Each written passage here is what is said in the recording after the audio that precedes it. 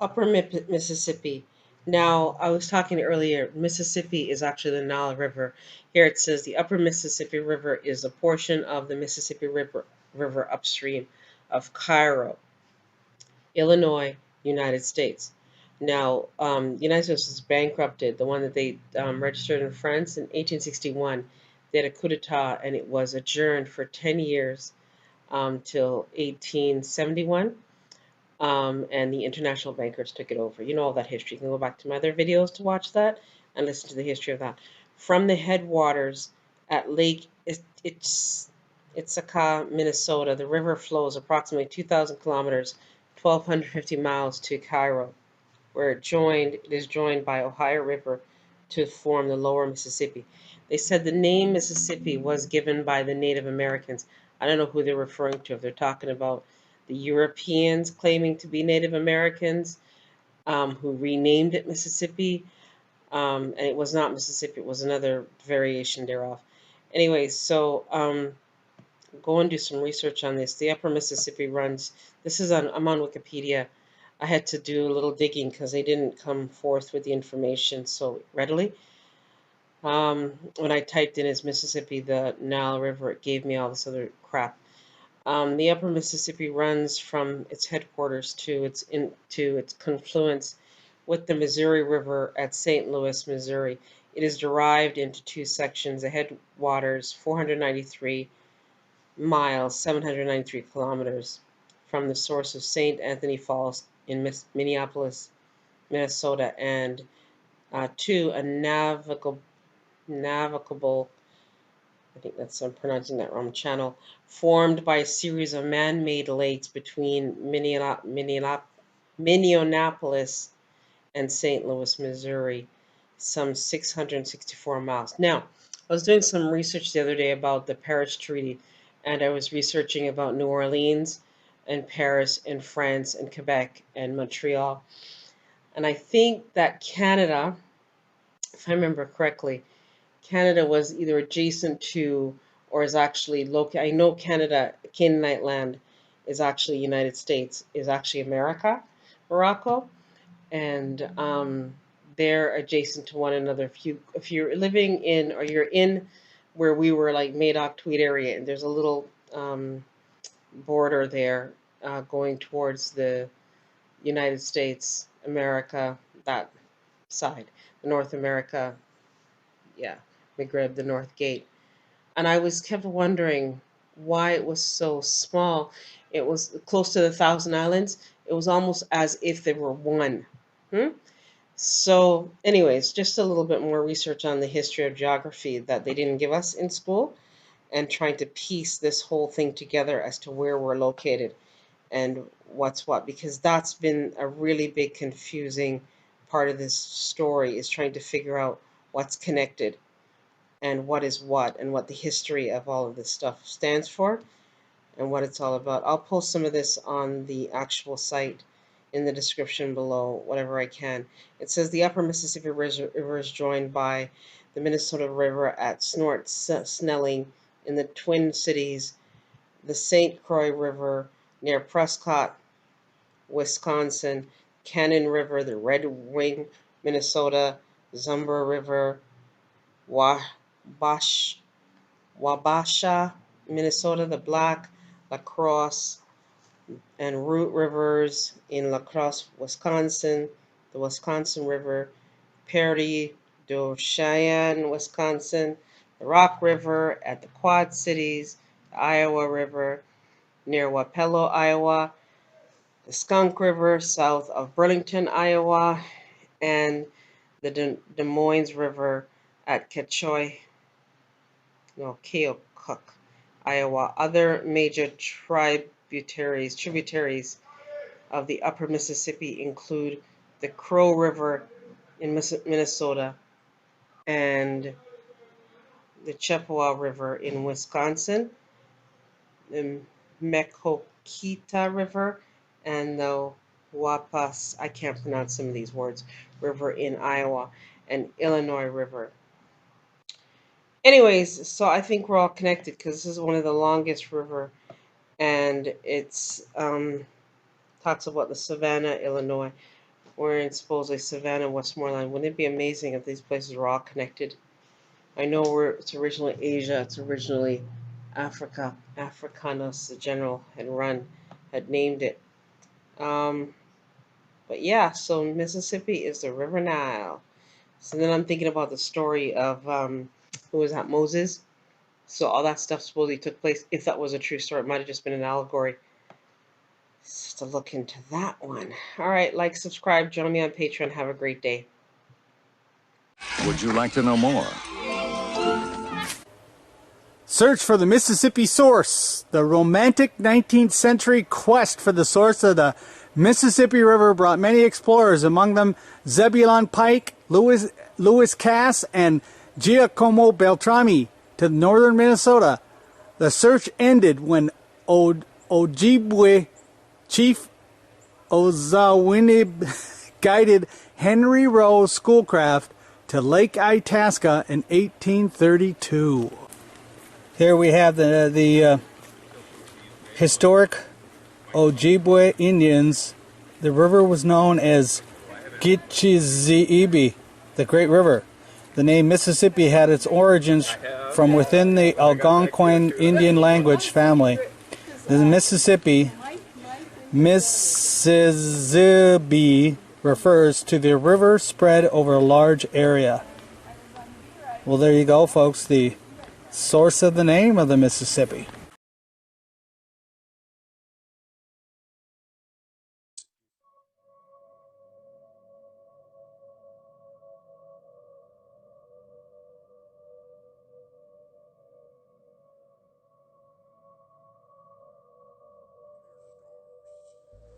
Pharaoh, let my people go.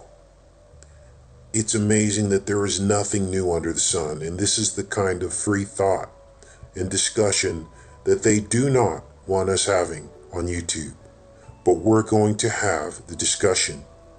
We're going to be talking today about where the eclipses of 2017 and 2024 cross.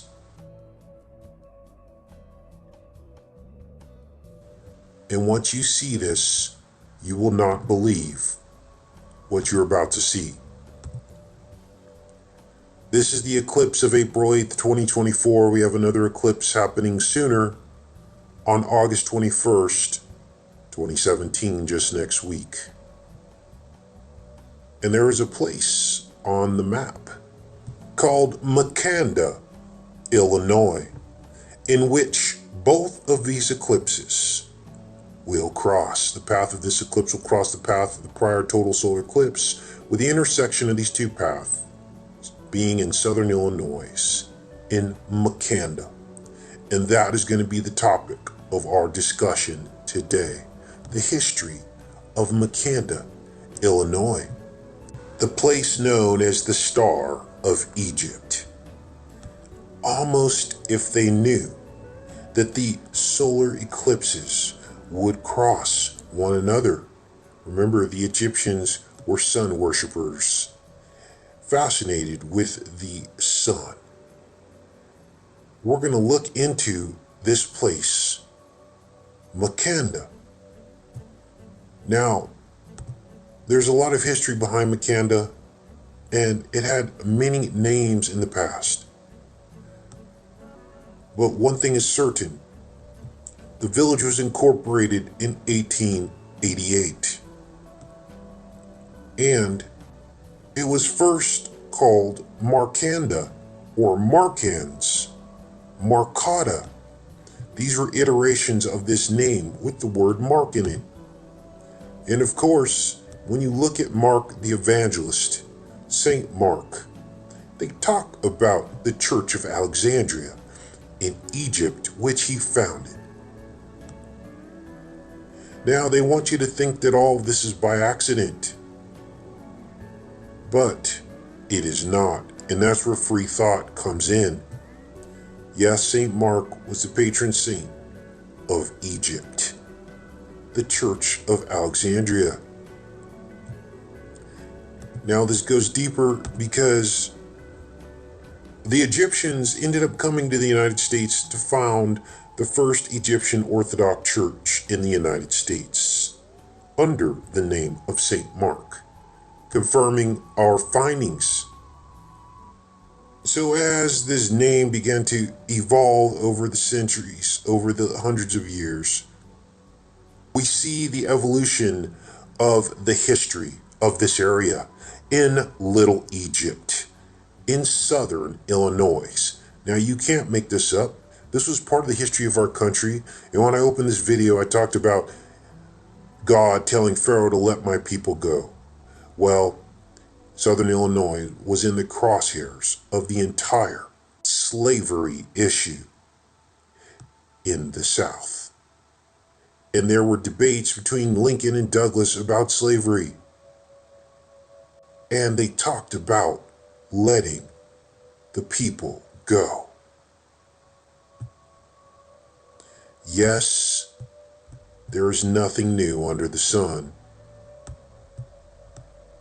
Shall the manufacturing, agricultural, and commercial interests of northern Illinois be put into Egyptian bondage?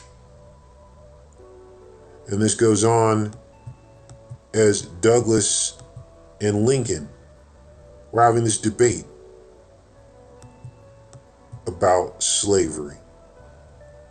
The hostile crowds and Lincoln coming to debate in this area to defend freeing the slaves. And there was overwhelming pro-slavery sentiment and democratic unanimity in Egypt, and that led to the nickname. You see, the name Little Egypt, because the land of the great Mississippi and Ohio River valleys were like that of Egypt's Nile Delta. There is even a place called Cairo, Illinois, where the Ohio River joins the Mississippi. Many places in the area are named after Egypt and Greek, Middle Eastern origins. Sports teams, towns, such as Metropolis, Thebes, Dongola, Palestine, Lebanon, New Athens, Sparta. And now we know what Markanda means. Saint Mark, the patron saint of Egypt. And all this goes back to exactly the same issues that the Israelites faced under bondage to Pharaoh. This is Cairo, Illinois, complete with a lynching of 2 black men accused of murder on 9/11/1909. Why do you say 9/11, Casey? Because in the Roman calendar, November is the 9th month. NOV means 9. And all of these cities came about through the rail system, the serpent weaving its way across the landscape. The rail backwards is liar. Who was the first liar? The serpent, the father of the lie. And this esoteric stuff goes very deep, because Cairo was at the crosshairs, in the crosshairs of the slavery debate, all going back to Egypt. This story even includes the Knights of the Golden Circle, which Illinois became the center of. This was a secret group devoted to supporting the Confederacy. This is where we get into things that groups that I can't even talk about, or this video will be defunded. But you know the group I'm talking about. The Knights of the Golden Circle were involved in this group, and these protection groups were in cahoots with the White Hats, we'll call them. Who were the Knights of the Golden Circle? They were a secret society. Their objective was to annex a golden circle of territories in Mexico, Central America, Confederate States of America, and the Caribbean as slave states. So now you understand the history of Markanda, the center of these two eclipses crossing, the Star of Egypt. And now you understand why all of this racial hatred is now on center stage in America. And as God said, there is nothing new under the sun. Markanda, Cairo, Illinois, hiding in plain sight. And when you use your critical thinking, you begin to understand the truth about the world we live in. And here it is right now, Southern Illinois, Egypt. And now, after I said all of that, you can understand why every fall, vultures fly over Makanda and the surrounding areas and signal the beginning of fall and the arrival of the colors in Southern Illinois. And you understand that the postmaster, which has your address or the headdress, which is what the Sphinx is called, which has the word address in it. And you know why the doors of the Israelites had to have their posts marked. They had to be postmarked so that the Lord would pass over their houses and their firstborn would not be killed. Now you understand why Laura is talking about the vultures. Laura, the postmaster, and saying it's kind of creepy to come out of the post office in the afternoon to a tree full of vultures. You see. Now you understand why in 1863, Minerva had a parcel of land surveyed and subdivided, which then became the town of Makanda. And you understand that Minerva is in fact the Greek Athena, who was based on the earlier Egyptian goddesses, Isis and Neith. All of this is connected, and it's real. And let this be a testament to the Holy Spirit. This is not something I discovered. This is something that God dropped in my lap. And now you see the truth. That what I've been saying all along, that America is Egypt. The World Trade Center laid out like the Belt of Orion, like the three pyramids, the Twin Towers forming two of the pyramids, and the new World Trade Freedom Tower forming the third pyramid. And now we see the truth, that the Nile Delta, as you see here, superimposed on the Ohio and Mississippi rivers, shows us the Nile Delta. This is unbelievable, because when you zoom in, Cairo is where it ought to be. Cairo, Illinois, Memphis, Tennessee is where it ought to be. And right above Cairo, you see Markanda, which is where the two eclipses will cross at the center of the Nile Delta. The Star of Egypt. You can't make this up. You can't stretch this.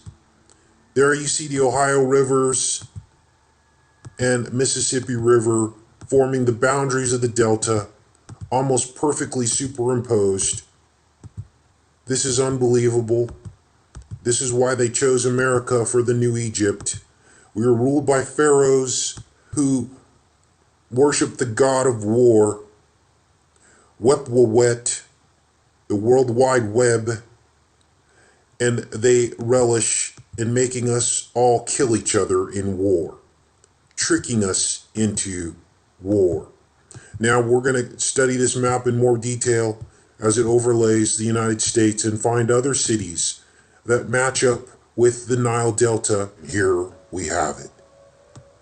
Egypt, is America.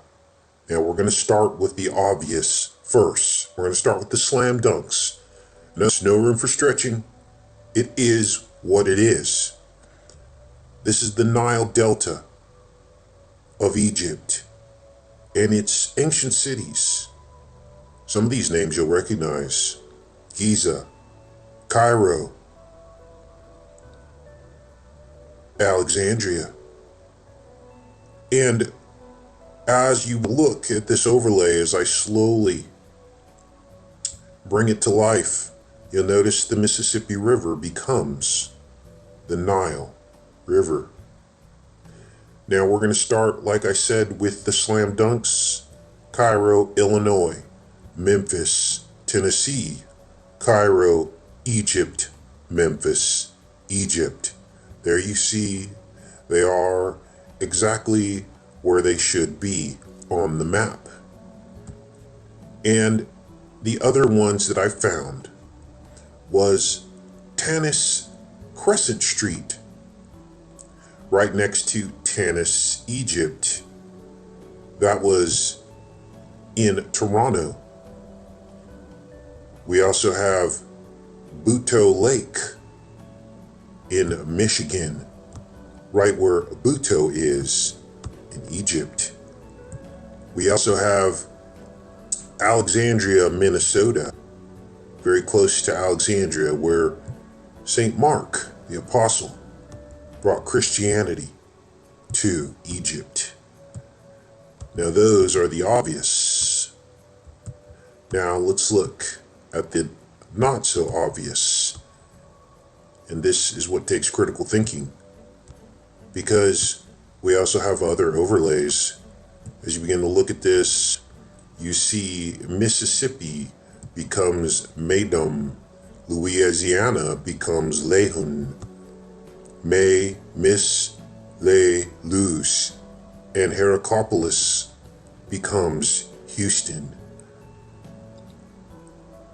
Now, when we look in Texas, we see Dallas, and we see a little place in Dallas called Little Egypt, Texas, and I did some research on Little Egypt, Texas, and this is what I found. You see, the big joke is that none of us were ever free. We were just sold into a different kind of bondage. The dollar. Yes, the dollar. We've never been free in this country. Taxes have always plagued us, forcing us to live in grids, taking away farmers' rights to be self-sufficient and trade with one another without the beasts having their dirty, grubby little hands in the middle of it. This is Little Egypt, Texas, an African-American community in Texas founded after the Civil War. It was located within the Dallas city limits north of Northwest Highway. Now I've mapped this out in Google Earth. It's 35 acres in size, and basically this town, they admit, was all about giving the freed slaves another place to go to. And they talk about the biblical story of the exodus of the Jews who were freed slaves from Egypt. So if they were freed slaves from Egypt, why would they put them in a town called Little Egypt? You see, since then, all the residents have basically sold out and went into other areas. There was no water supply in Little Egypt. They did build a church. And this is Little Egypt, Texas.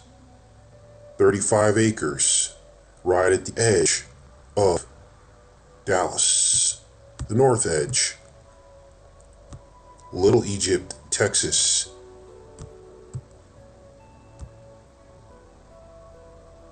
So I dropped this overlay of what Little Egypt used to look like. And here it is here. Some dirt roads, no plumbing. This is where the slaves lived. We thought that they were free, only to enter into another financial system that would enslave them all.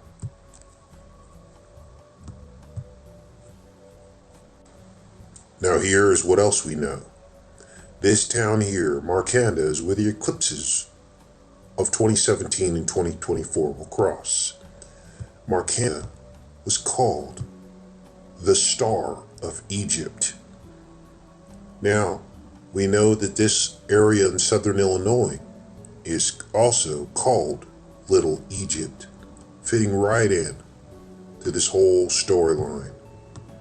We also see over here the Red Sea, which seems to follow the coastline of the East Coast. You can't make this up. This is what's going on here, you guys. And it's simply unbelievable. Yes, the Red Sea is following the coastline of the East Coast. So now when I tell you that the World Trade Center is laid out like the pyramids at Giza, you know what I'm talking about. Now it begins to make you look at World Trade Center, and we see that these three buildings, the World Twin Towers and the new Freedom Tower, are laid out like the Belt of Orion and the pyramids at Giza. And we also begin to understand now why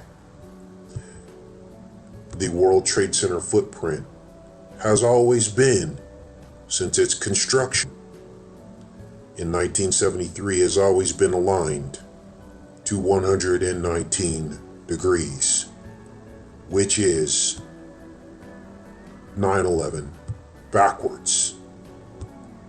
They always knew this day was coming. And the final nail in the coffin, where are the pyramids, Casey? On the map. Where are the pyramids on the map?